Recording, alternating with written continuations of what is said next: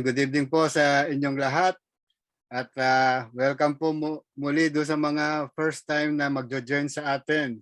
Thank you for joining us in studying the book of Revelation.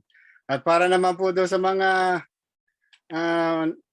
nagsimula, kasama mula nung nagsimula itong book of Revelation, maraming salamat po sa inyo. You've been an encouragement. Kaya ako uma-attend gabi-gabi dahil sa inyo, dahil nakikita ko po ang inyong masigasig na desire to really learn the Word of God. Okay po, so let me share my screen.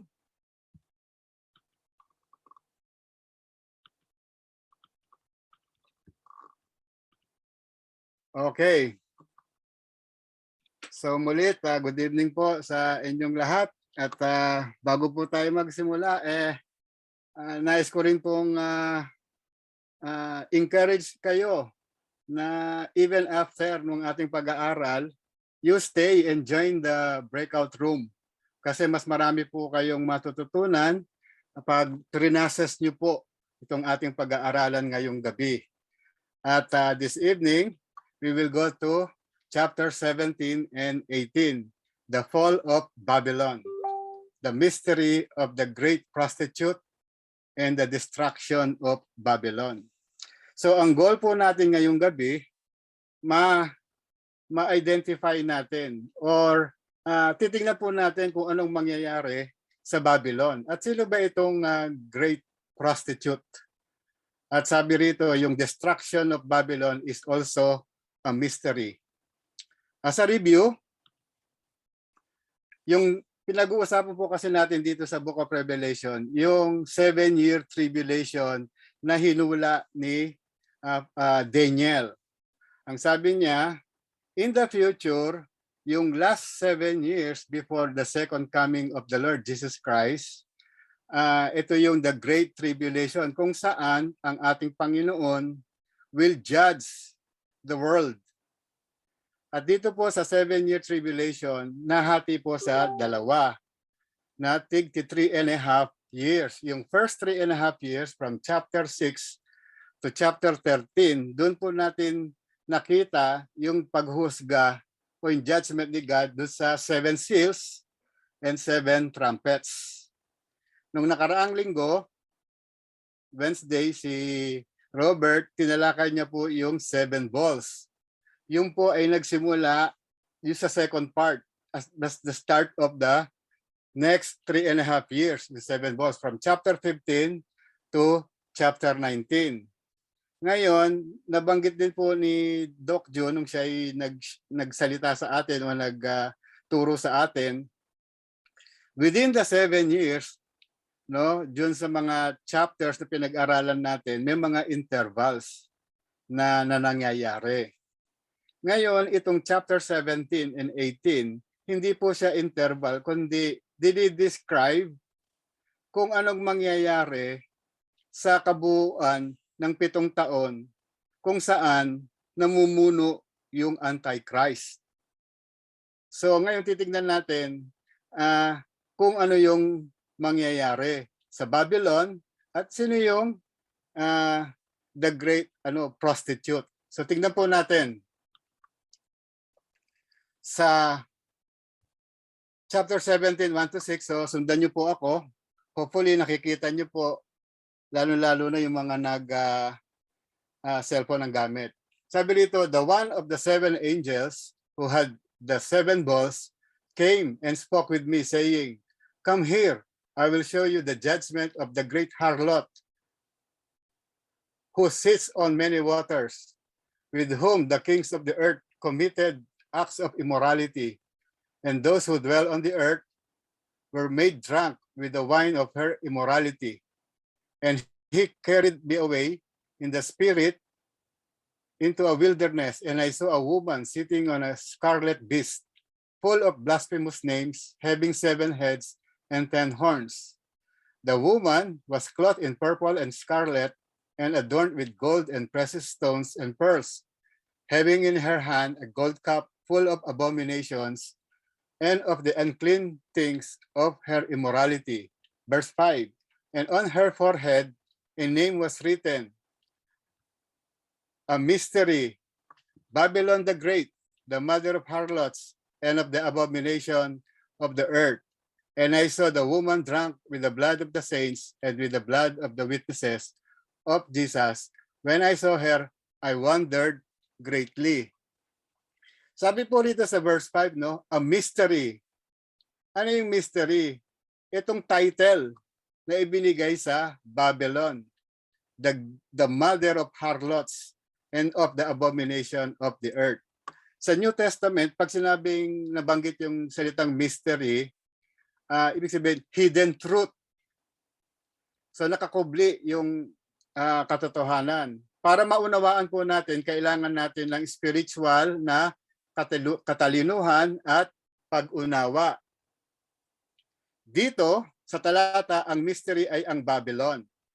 So, since ang topic natin po ay mystery of the great prostitute and the destruction of Babylon, tingnan muna natin yung background ng Babylon. At ito ay makikita natin sa Genesis 9:1 and 7. Ang sabi po rito, and God blessed Noah and his sons and said to them, be fruitful and multiply and fill the earth. As for you, be fruitful and multiply, populate the earth abundantly and multiply in it. So verse 1 and verse 7 ng Genesis, after po ng flood, yung the great flood. So ang sabi po kay Noah at sa kanyang angkan, be fruitful and multiply and fill the earth. Be fruitful, multiply, populate the earth abundantly and multiply in it. Nung namatay na po si Noah, nagpatuloy ang kanyang angkan, yung kanyang mga anak,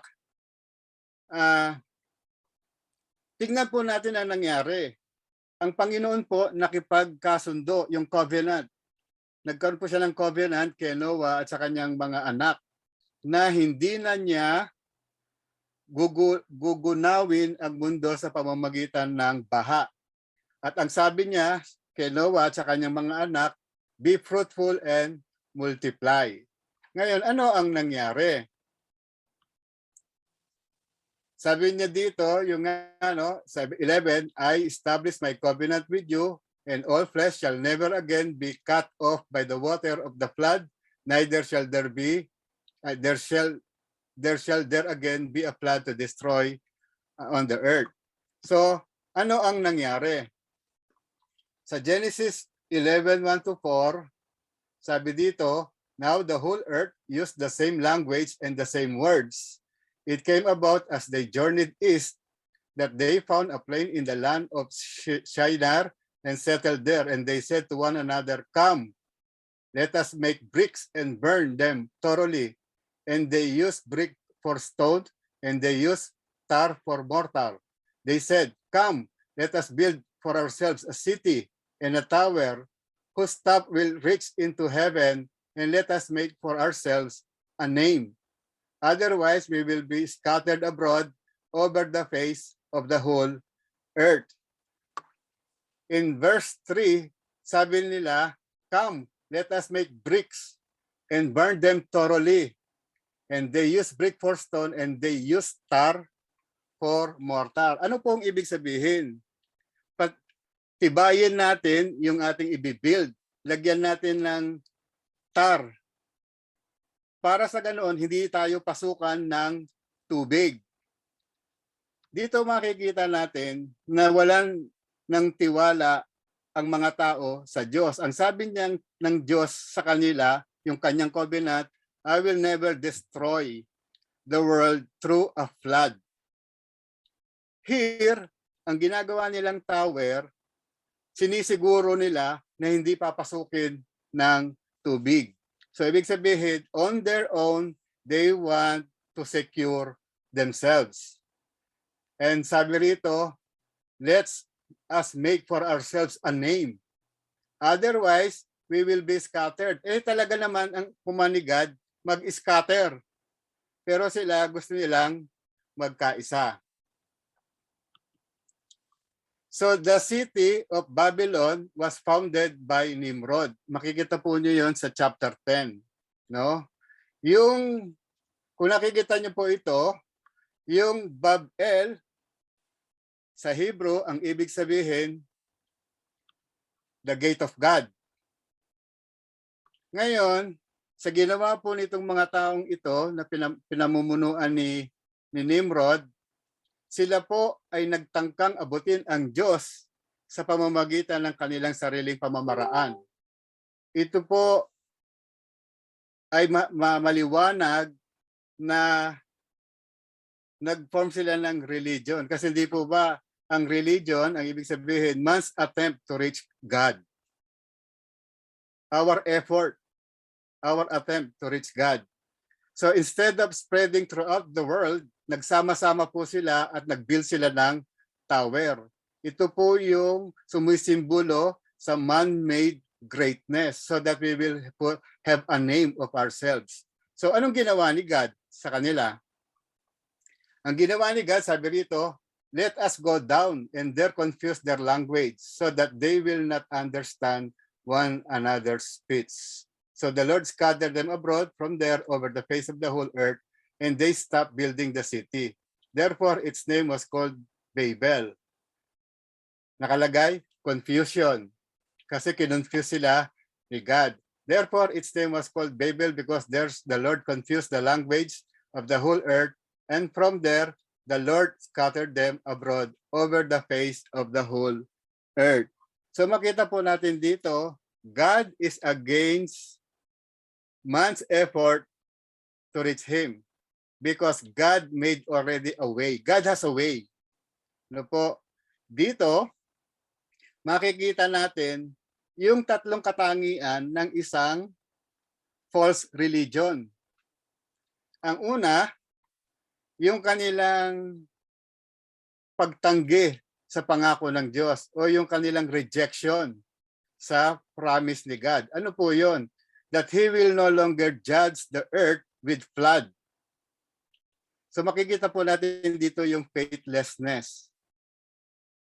In a religion, most of the time, ang sinusunod natin yung ating kaparaanan, yung mga tradisyon, yung mga katuruan na hindi naman nangangahulugan na katuruan ng ating Panginoon.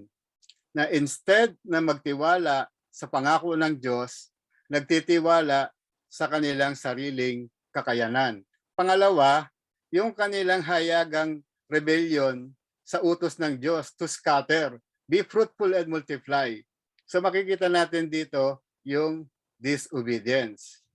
And then lastly, yung makikita natin, matututunan natin sa kanilang ginawa, yung pag-reject nila sa grace ni God. The rejection of God's grace.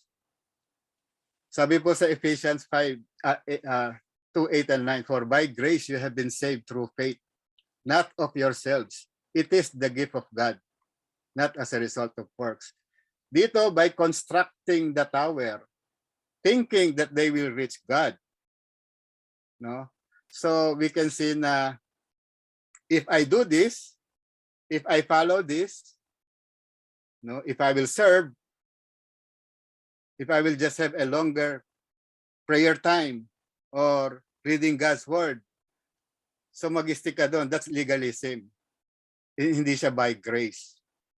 So, ang Babylon, ang background po ng Babylon was built, yung tower, trying to reach God by human effort. Now, tignan po natin kung ano ang, sa madaling salita po, dito nag-umpisa yung pamamaraan ng tao na abutin ang Diyos. So tingnan man natin kung ano ang mangyayari sa Babylon in the future dun sa 7-year tribulation. So ito na po yon. Babalikan po natin yung talata. Ito pong mga naka-highlight, ito po yung titignan natin. Yung great harlot, ano ba yan? Yung waters, sabi niya, who sits on many waters. Yung woman, ito rin ho yung great harlot. Yung beast, and then yung beast daw has 7 heads and 10 horns. So sabi nga nila, no, na itong mga talatang hindi natin naiintindihan, papaliwanag ng talata rin. In this case, yung verse 7. Sabi sa verse 7, and the angel said to me, why do you wonder? I will tell you the mystery of the woman and the beast that carries her, which has 7 heads and the 10 horns. So sabi ni John, sabi ng anghel, I will tell you a mystery. Ipapaliwanag ko yung mystery. Bakit ka nagtataka? So, i-explain, sabi dito, I will tell you about the mystery of the woman. Sabi sa verse 18, the woman whom you saw is the great city, which reigns over the king of the earth. So the woman you saw is the great city, which reigns over the kings of the earth. Sabi dito, with the great harlot who sits on the many waters, with whom the kings of the earth committed acts of immorality, and those who dwell on earth were made drunk with the wine of her immorality. Ang ibig pong sabihin nito, yung nakasulat dito sa Revelation 14:8. Another angel, a second one, followed saying, fallen, fallen is Babylon the Great, she who has made all the nations drink of the wine of the passion of her immorality. So dito makikita natin na yung great harlot symbolizes the religious system of that time during the tribulation. Hindi po siya person, kundi system, religious system siya. During this time, there is one world religion. Later on, titingnan po natin bakit ho nagkaroon ng one world religion. At itong religion na ito is anti-God. They denied the truth. So in other words, itong religion na ito is a false religion. Sabi rito, no, sa Revelation 13:4, they worship the dragon because he gave his authority to the beast, and they worship the beast, saying, who is like the beast and who is able to wage war with him. So, in 3.5 years, ang Antichrist, yung beast, will bring false peace sa mundo kasi nga meron nagkaroon kaguluhan. Okay? So merong false peace during that time. At mapapaayos niya yung ating mundo during that time. Dito, sabi rito, sabi niya, they worship the dragon because he gave his authority to the beast. So makikita natin, yung beast, behind the ruler is yung satanic power na binigay ni Satan sa kanya. So yung great harlot, no, is the religious system. Ngayon, sabi rito, who sits on many waters. Ano kaya yung ibig sabihin ng many waters? Sa verse 15, sabi niya, and he said to me, the waters which you saw where the harlot sits are peoples and multitudes and nations and tongues. So dito makikita natin na yung mga tao, yung the water where he sat are people, multitudes, nation, and tongues. So yung mga tao embraced yung religion nung time na yon. Ngayon, tignan natin yung beast naman. Nakita na natin yung harlot, the religious system. Ano naman yung beast? So yung beast, sabi sa verse 8 ng chapter 7, the beast that you saw was and is not and is about to come up out of the abyss and go to destruction. And those who dwell on earth, whose name has not been written in the book of life from the foundation of the world, will wonder when they see the beast, that he was and is not and will come. So ano yung, di ba yung abyss, dito yung tahanan ni Satan. At kung saan kasama niya yung mga demons. So makikita natin nga dito, napapatunay na yung kapangyarihan ng beast ay na nanggaling sa abyss na kung saan ang si Satan is really satanic. Yung religious system at that time will be satanic, meaning will really be anti-God, no? Anti-God. In Revelation 13:3, sabi rito, I saw one of his heads as if it has been slain, and his fatal wound was healed, and the whole earth was amazed and followed after the beast. Ito po ang sinasabing the beast that you saw was and is not and is about to come up out of the abyss. Ito po sinasabi dito sa 13, kung maaalala nyo, yung Antichrist, no, na nagro-rule at that time,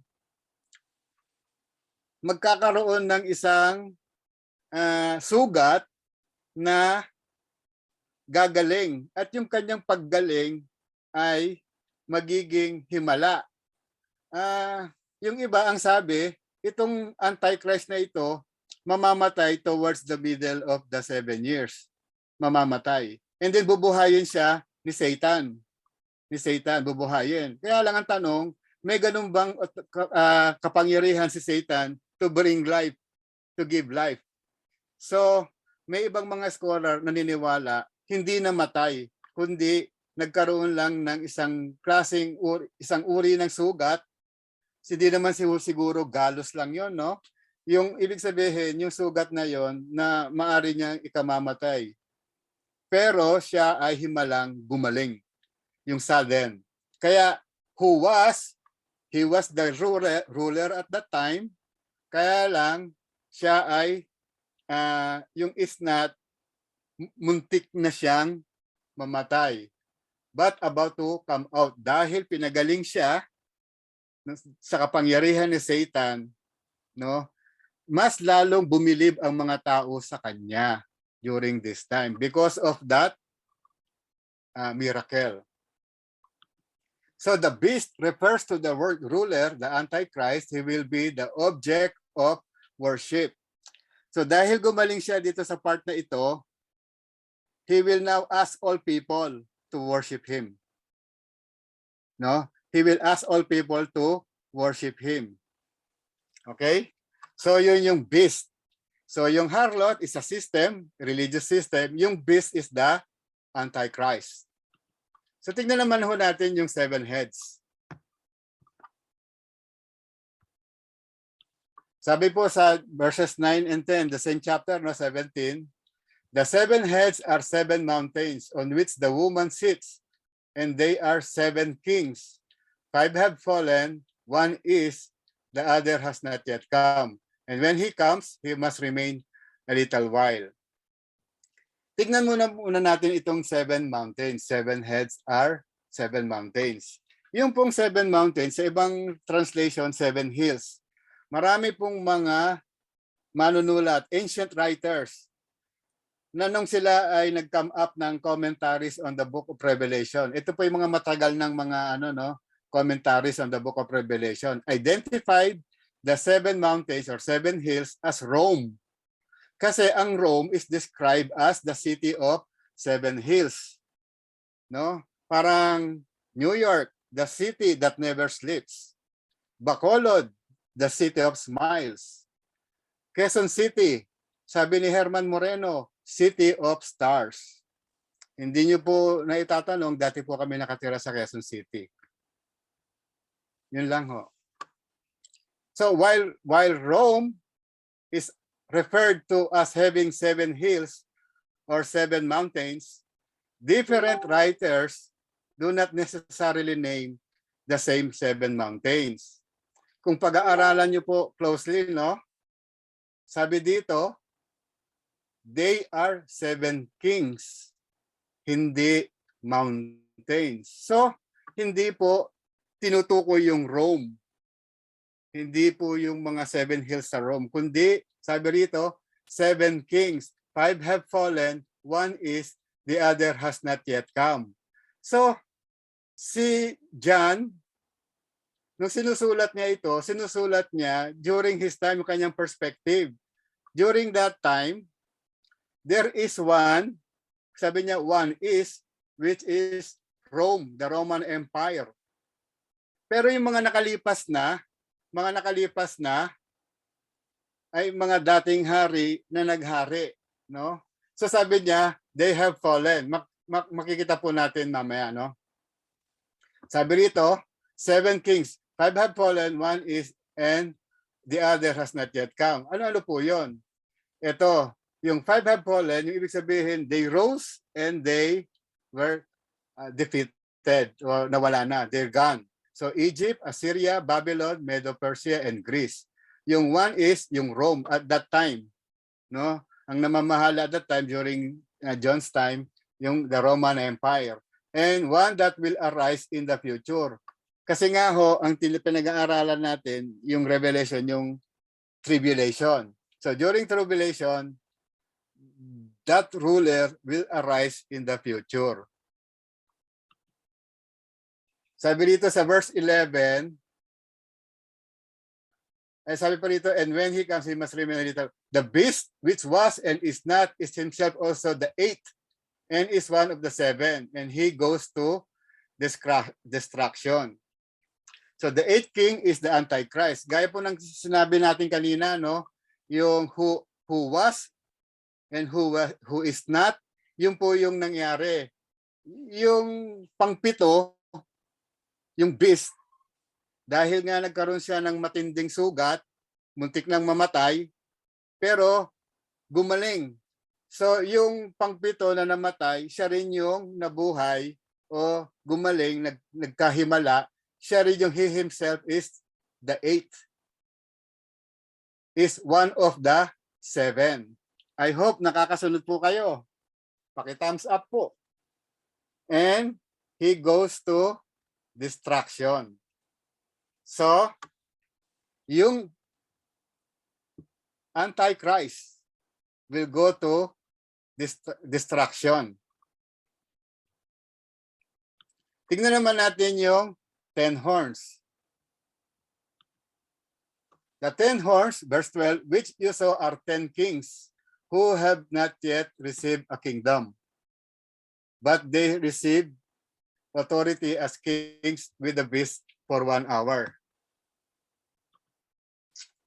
So, yung 10 horns are 10 nations who will unite to empower the Antichrist.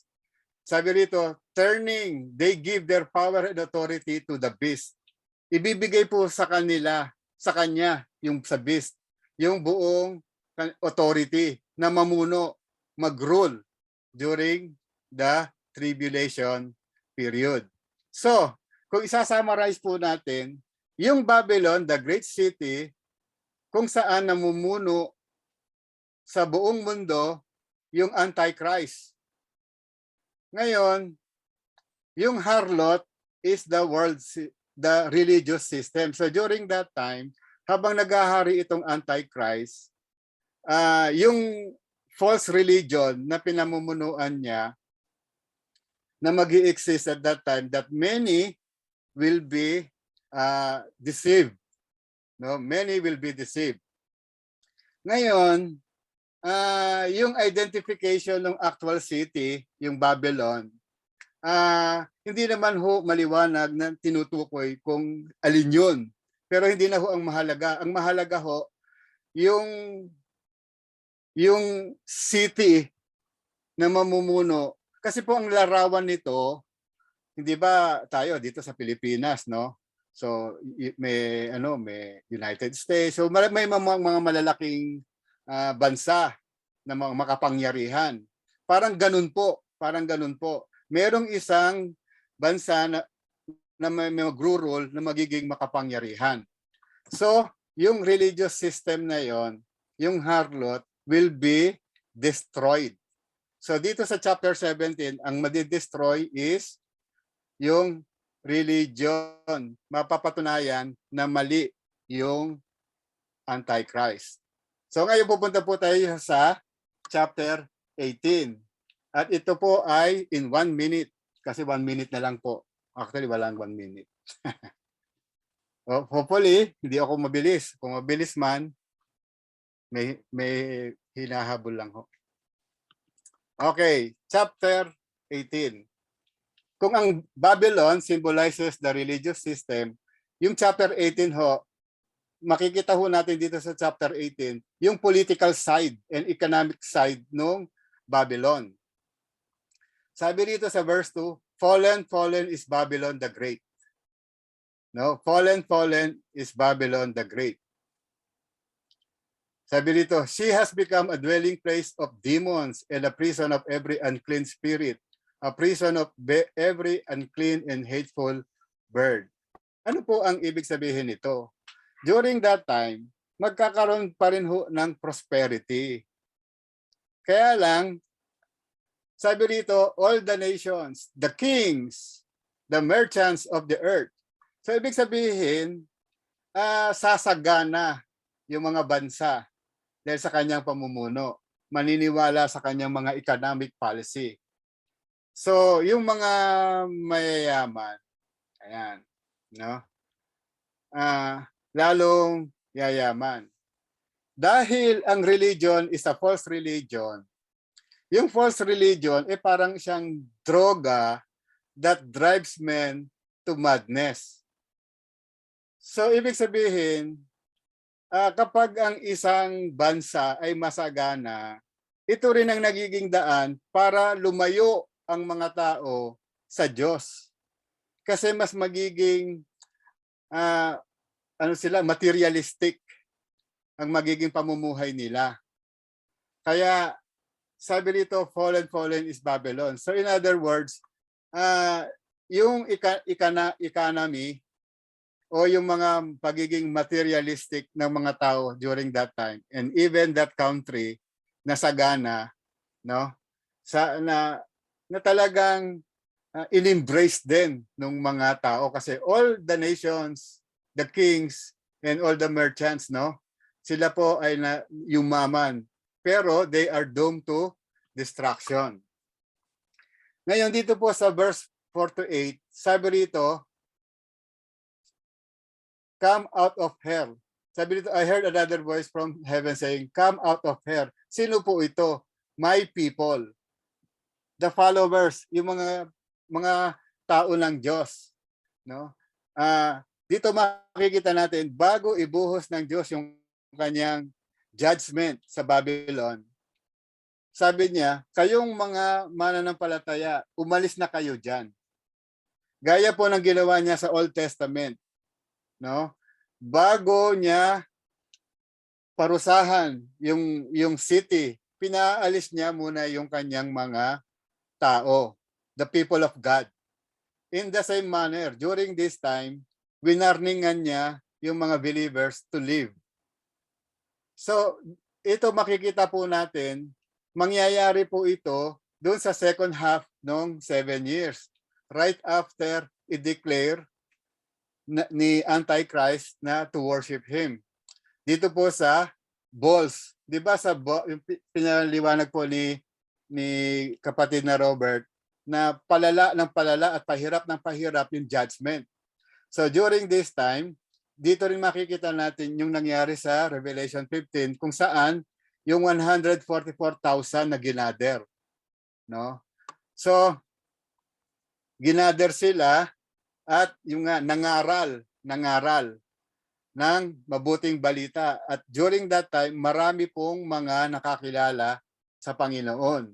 So makikita po natin, even during that time, God is merciful and gracious. Binigyan pa niya ng pagkakataon yung mga tao na kumilala sa Kanya by sending this 144,000 to proclaim the gospel. At sabi rito sa verse 6, pay her back even as the cup which she has mixed twice as much for her. Sabi rito, give back to her double according to her deeds. Yung punishment sa Babylon will be double. Bakit po harsh ng punishment? Kasi sabi dito sa verse 7, to the degree that she glorified herself and lived sensuously.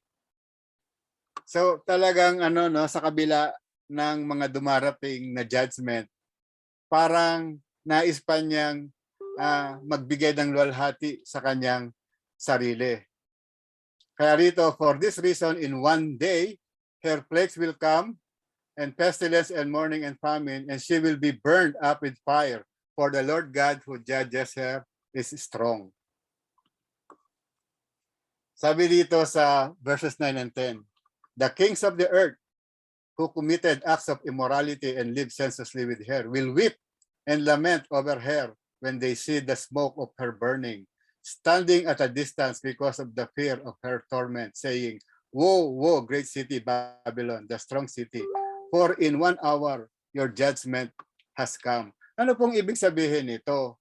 Yung pong mga hari o mga leader at that time na nag-embrace sa kanya, naniwala, sumunod, sila rin yung naaawa sa Antichrist dahil sa tinatamasa niyang punishment, no? At yung city. And then for in 1 hour, hindi po literal na 1 hour. Ang ibig lang mo sabihin, parang ganito, no? Yung nagsikap ka, nagpundar ka, nagpagawa ka ng magandang bahay, yung dream house mo. And then, nagka-earthquake or nagkaroon ng calamity at nadamay ang inyong pinundar. Parang ang tagal niyong pinundar, ang tagal niyong pinagawa, and in one instance, parang click lang, no, nasira. Parang ganun po yung idea, no, na sa tagal-tagal po ng panahon na isang iglap lang, lahat ng nakita nilang karangyaan in a while nasira. Okay? Sabi rito, the merchants of the earth. Hindi ko na babasahin lahat, no? And then verse 15, the merchants. Sabi nila, woe, woe, the great city. Sabi niya, for in 1 hour, such great wealth has been laid waste. And every shipmaster and every passenger and sailor and as many as make their living by the sea stood at a distance and were crying out as they saw the smoke of her burning. What city is like the great city?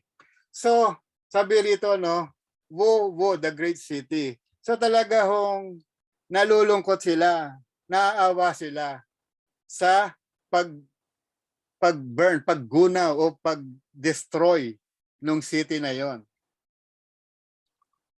At sabi rito, verse 20, rejoice over her, O heaven, and you saints and apostles and prophets, because God has pronounced judgment for you against her. Sinasabi lang ng talata na ito, rejoice. Rejoice. Yung paghihirap nyo, tatapusin ko na. Ito, huhusgahan ko na yung mga nagpahirap sa inyo. Okay? So dito makikita natin yung righteous judgment ni God at yung kanyang justice para sa mga na-persecute, mga namatay sa pangalan ng ating Panginoon. And then lastly, sabi rito, then a strong angel took up a stone like a great millstone and threw it into the sea, saying, so will Babylon the Great be thrown down with violence and will not be found any longer. So hindi ko na po babasahin yung the rest, no, kasi I don't have time anymore. So as I conclude, Babylon, the great city, who will rule by the Antichrist, will be destroyed. So, even that false religion na ipopromote niya, yung po mga bagay na yon, nakikita po natin unti-unti sa panahon natin. Laganap na po yung mga maling katuruan sa ating paligid. Kaya ang hamon po sa atin am I be one of those who will fall do sa mga false religion na yon? Pangalawa, am I also embracing yung pinopromote na materialism? Na to draw my hope, to draw my future. Oh, if I will just go abroad and earn dollars, I can give my family. Yung mga ganon, yun ho yung mga linya. Pero hindi ko naman sinasabi yung mga nag-abroad. Ang ano lang ho, no, yung attitude. yung motive. Where do you put your trust? Is it in God? Or is it in my own effort to bring hope, to bring a future to my family or to myself? So yung religion is really lack of faithlessness towards God, trusting God. No, and then disobedience, and then not appreciating the grace of God. So mga kapatid, yung mga karangyaan na minsan talaga nakakaingit yung iba, no? Lahat yan mawawala. Narinig po natin si Pastor Peter last Sunday. Sinabi niya, lahat yan mawawala. Kaya let's not put our hope and security sa mga bagay na mawawala in the future. So, ito po yung ating mga discussion question. Are you confident that you will reign with Jesus when He returns on earth as King? Although ito po isusunod pa sa mga chapter 19, no? When He returns as King, are we going to be one of those who will reign with Him? How do we ensure we will not fall into false teaching? Ngayon ho, laganap. So ano po kailangan natin gawin? So where do I invest my life? On the eternal things or on the temporal things? Salamat po. Questions.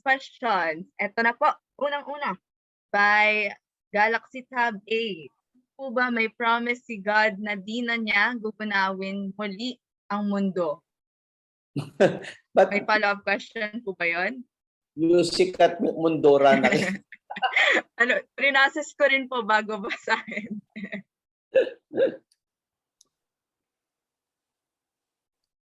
Ayun na po ba ang katanungan?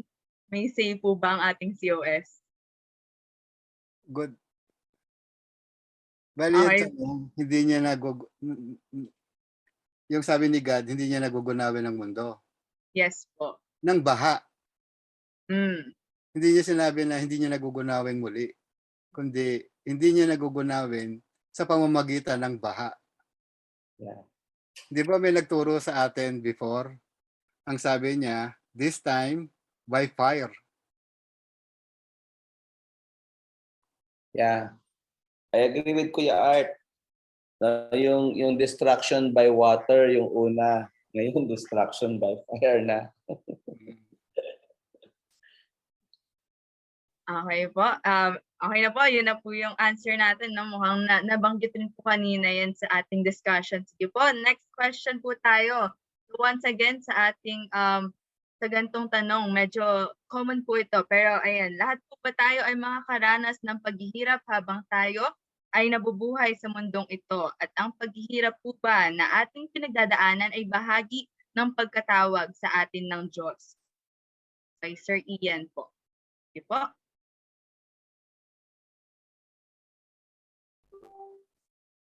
Kaya ni Robert yan.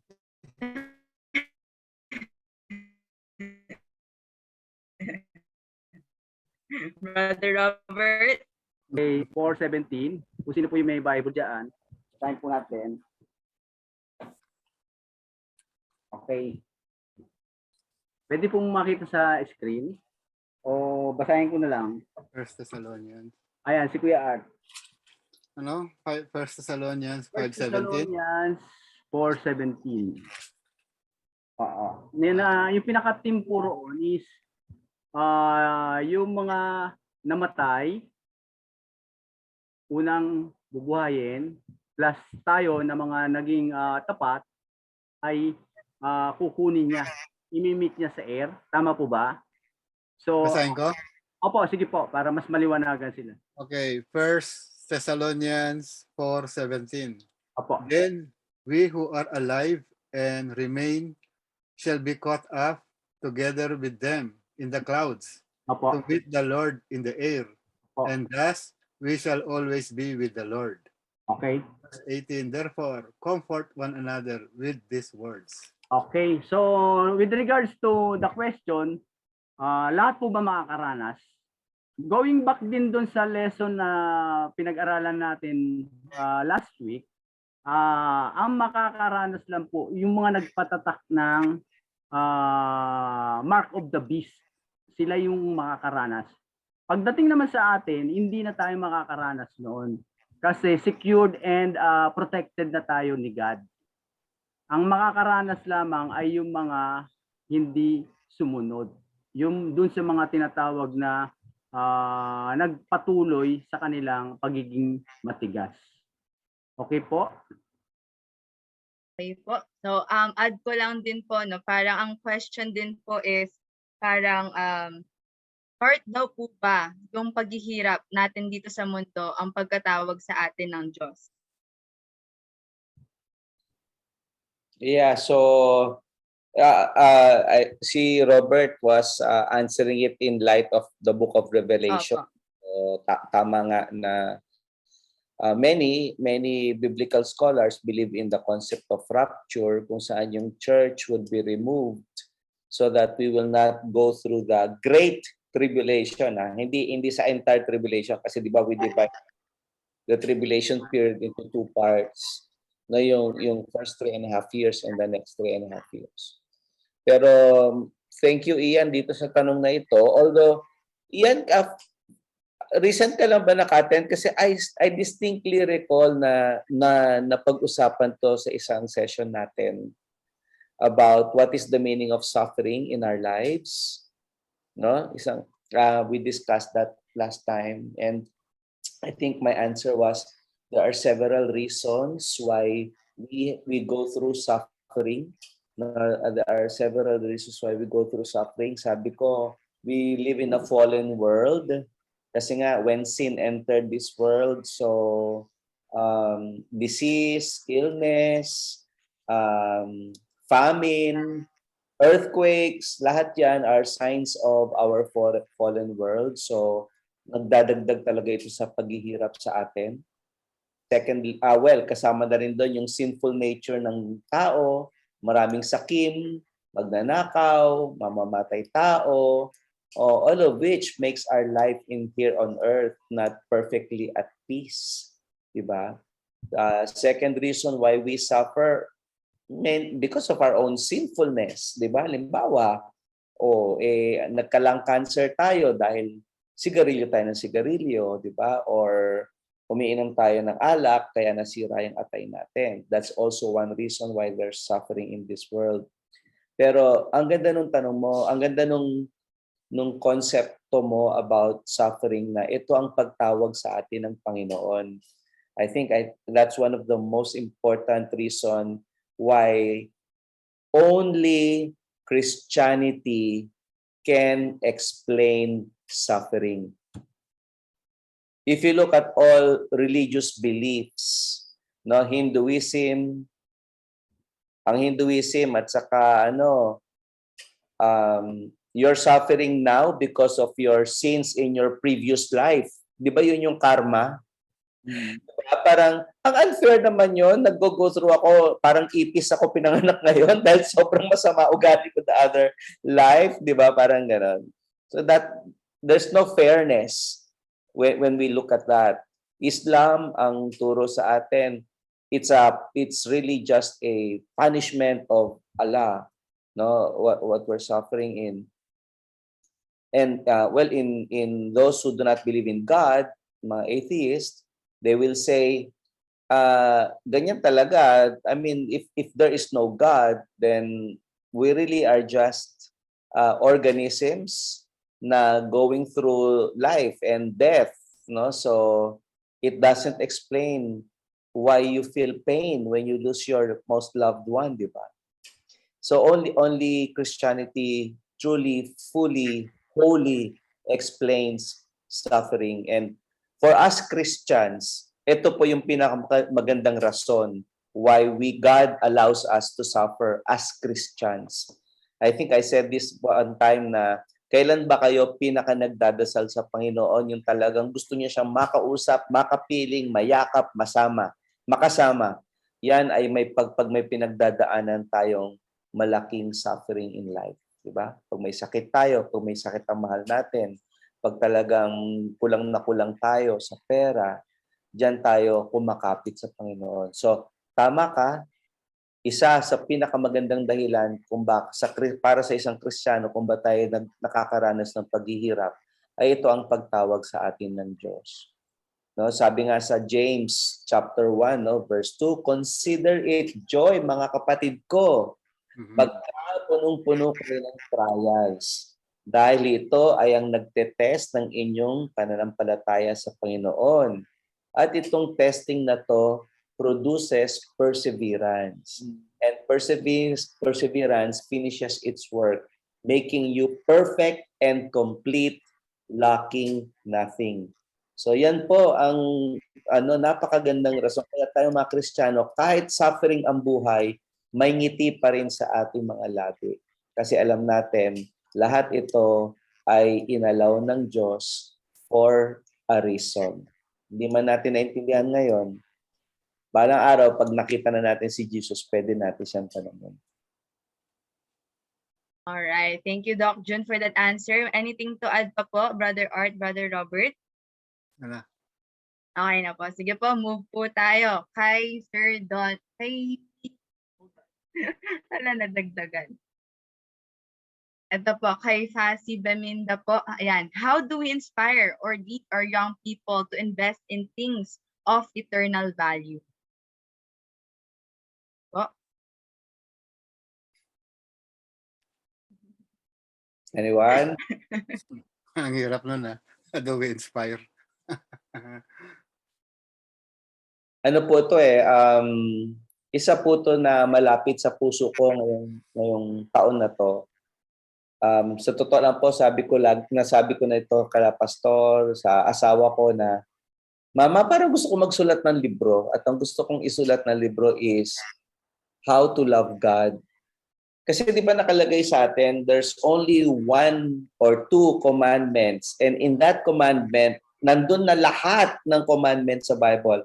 And that is to love God with all your heart, body, mind, and soul.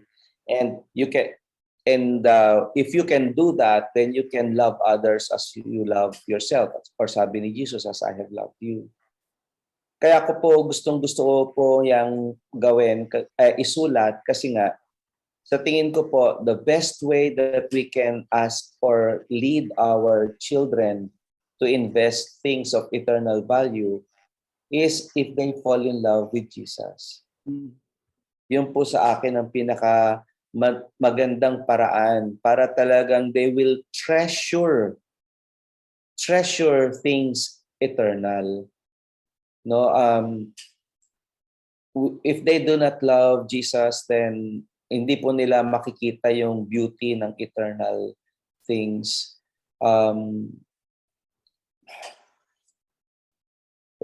Ako that's where I will start, make them fall in love with Jesus. And how do we make them fall in love with Jesus? It's really being a great testimony ourselves sa kanila. Hindi po tayo bilang magulang kailangan laging nangangaral, no? Kuminsan po our action speaks 1,000 words, di ba?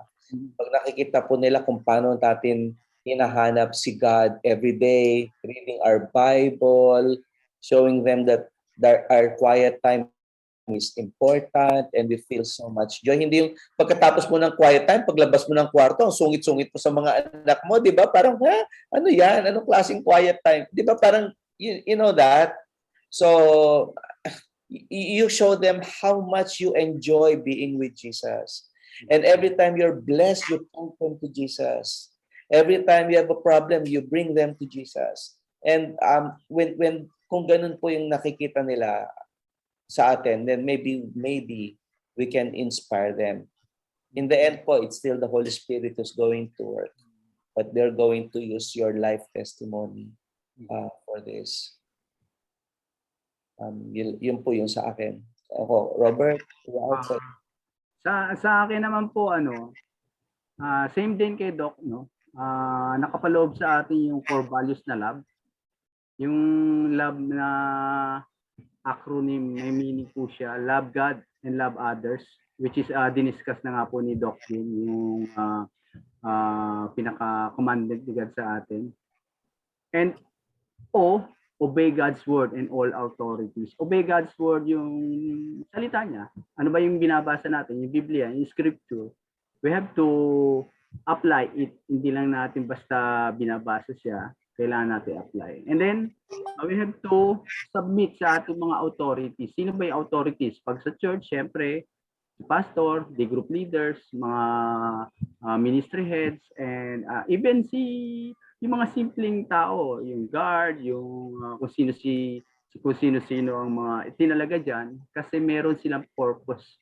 Why sila inilagay dyan? Para maging maayos ang ating yun. Paglabas natin sa school, siyempre, sino? Si teacher.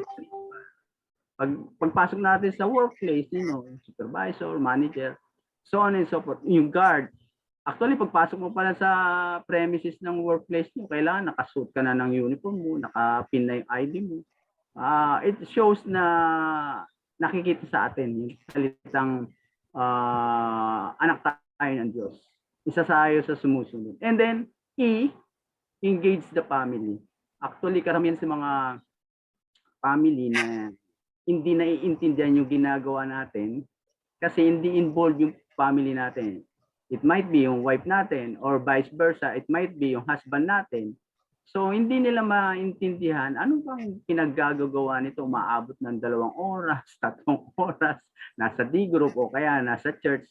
So, pero kung involved sila, madali nilang maiintindihan yung ginagawa natin. Even yung mga anak natin. That's why, sabi doon, engage the family. Nandun yung husband and wife ministry, nandun yun din yung mga bata, di ba, yung mga anak natin. Plus, yung na-overlook ko yung V, volunteer your time, talent, and treasure. Ano ba yun?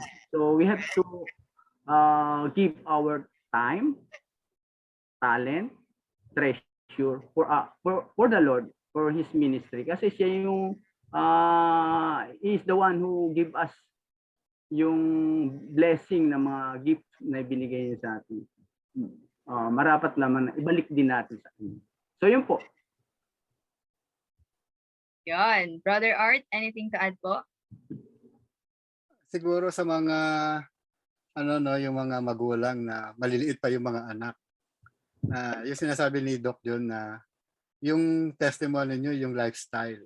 Dapat habang lumalaki yung bata, nakikita what do you value the most? Yung nakikita sa atin o sa mga magulang. Pero kung malalaki na yung mga bata, di ba minsan ang hirap-hirap, pupunta tayo ng church, parang hinihila sila. Bakit? Baka ang nakikita lang sa atin, religion. Correct. Hindi relationship. So maganda, makita nila na we have really a personal relationship with God, that we live out what we know. Hindi yung sinesermonan, pinagagalitan, gawin nyo to, gawin nyo yan, para mga ganon. So, malaking bagay talaga yung nakikita sa atin.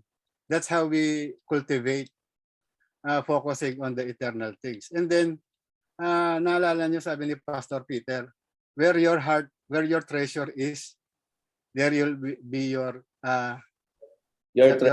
heart also. Where your heart is, that will be your treasure. nandun din daw yung treasure. So ano yung tinetreasure mo? So kung tinetreasure mo yung gawain ng Panginoon, nakikita ka na doon ka nag-i-invest, so you are investing in the eternal things. So if you are investing in the eternal things, you will be interested in the eternal things. Yun yung interest mo. So, pag sinasabi mo, I'm investing or I'm interested in the eternal things. Pero pag nakikita ka naman, puro mga telenovela yung pinanunood mo, tapos kung ano yung pagtsatsaga mo, no, yung trabaho rito, trabaho doon, para mabili mo ito, makapunta ka roon. So, alam mo yan, dapat kung ano yung nakikita sa iyo, that's where your heart is. So, pero if you are involved in the things of God, so yun yung mga bagay na that will last. Alright, yun. So, insert ko po sana, speaking of younger people, no? Elevate Mini po. Ayun po, Elevate Mini will have the face-to-face service po starting on Sunday. So, announce ko lang din po. Yan, so babalik na po sila ng face-to-face. Yan. Natutuwa lang po, part po kasi ako ng volunteer for Mini. So, announce ko lang. If may kilala po kayong 10 to 12 years old, yan po sa Sunday, start na po kami ng face-to-face service sa CCF Antipolo. Ayun. And for our last question. Okay, so galing po kay Sir Donnie, how to determine if the teaching is false dahil sa daming mga ngaral sa ngayon? Way to end our Q&A. Sige po. Okay. Unahan ko na po para si Doc Jun at si Kuya Art mag-close. Siyempre, ang ating pinaka-manual ang Bible.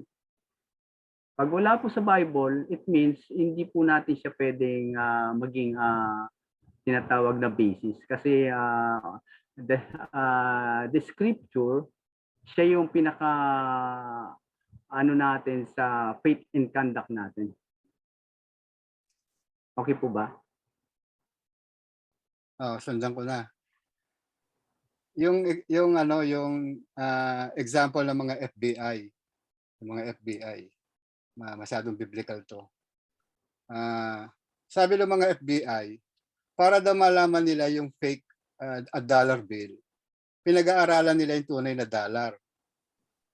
Talagang minamaster nila yung kinis, yung basta hinahawakan nila parati yung $1 bill or kung ano man yung dollar nila. Para pag nasalat nila yung peke, alam nila na peke. So in the same manner, sinasabi ni Robert, kung alam natin yung truth, the Bible, we will know yung mga false teaching. But if we do not know, yung nga yung challenge sa atin, yung gusto kong i-share sa inyo, to prepare us not to fall into false teaching, we should be a student of the Bible. Yun naman po ang turo sa atin. And then, kung hindi pa kayo nagdi-D group, join a D group. Yan, promotion yun. And enroll sa GLC. Tama, Robert? Amen. Amen po. Thank you, Kuya Art. Thank you rin sa inyo, Josrin and Doc. Ang isang grupo mga taong kinatutuwaan ko sa Bible, kung natatandaan niyo po sa Book of Acts, yung the Bereans.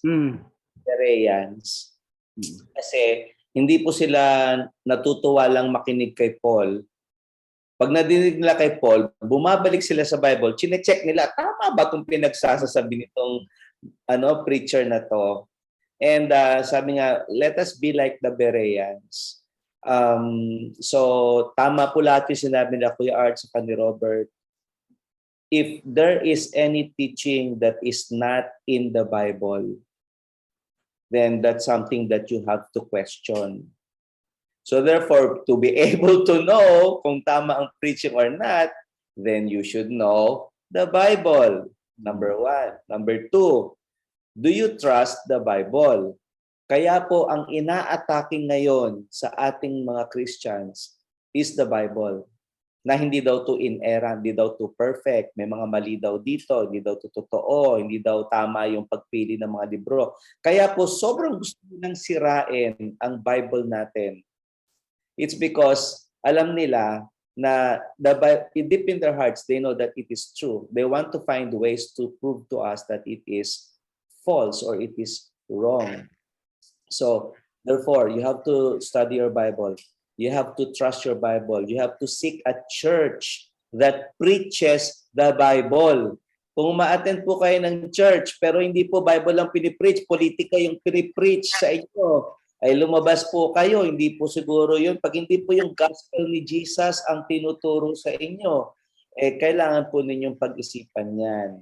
So again, these are warning signs for all of you. Sabi nga ni Kuya Art, malalaman nyo lang fake yan kung na-practice nyo talaga at inaral ninyo. So these are, and lastly, remember po sa ating palagi, na I keep teaching this sa aking mga bagong D group members. It is the Holy Spirit who will open your eyes to the truth. So every time you hear something, parang you have to go, Holy Spirit, tama ba itong tinuturo? Holy Spirit, show me the way, teach me what is right. No, so you always have to ask the help of the Holy Spirit because that is His work. That is His assignment, His mission impossible here on earth. Na He will remind us everything that Jesus said. He will teach us. He will guide our way. No? So if you still do not know the work of the Holy Spirit, ay, may advertisement na naman ako. Join our Mega D group. This end of May, we have 5 Mega D groups. We have 5 events.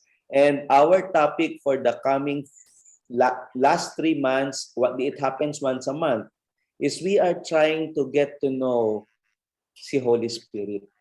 So, yun po. Know your Bible.